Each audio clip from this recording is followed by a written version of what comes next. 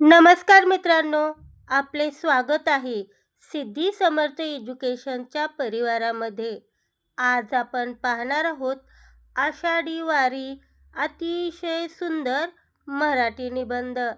चला तर मग सुरू करूया.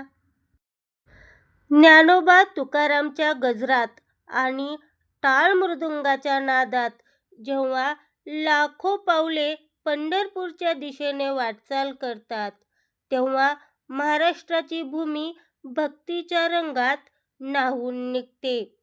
हाच चैतन्यमयी सोहळा म्हणजे आषाढी वारी. शेकडो वर्षाची परंपरा असणारा हा केवळ एक धार्मिक प्रवास नसून महाराष्ट्राच्या संस्कृतीचा आणि आत्म्याचा सण आहे.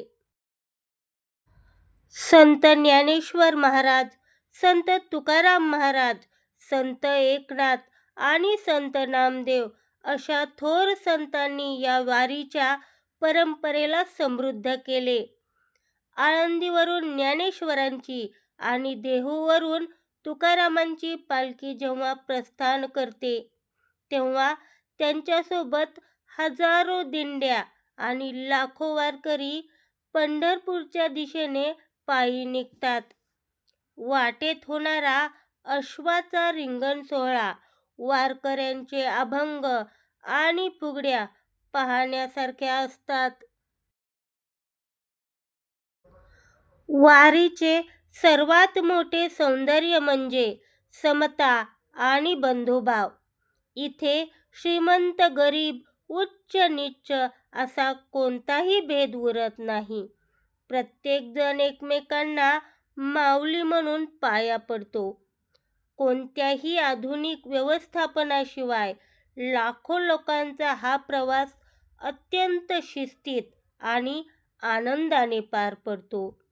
वाटेत अनेक लोक निरपेक्ष भावनेने वारकऱ्यांना अन्नदान आणि वैद्यकीय मदत देऊन सेवेचा वस्तुपाठ घालतात.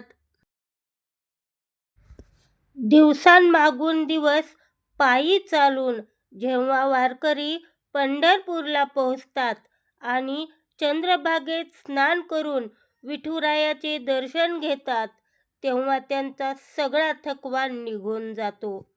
आषाढी वारी ही भक्ती, शिस्त आणि मानवतेचा संदेश देणारा महाराष्ट्राचा एक अनोखा आणि अभूतपूर्व सोहळा आहे. मित्रांनो, व्हिडिओ आवडला असल्यास व्हिडिओला लाईक करा, शेअर करा, कमेंट करा आणि अशा प्रकारचे नवनवीन व्हिडिओ पाहण्यासाठी आपल्या चॅनलला आत्ताच सबस्क्राईब करा. धन्यवाद.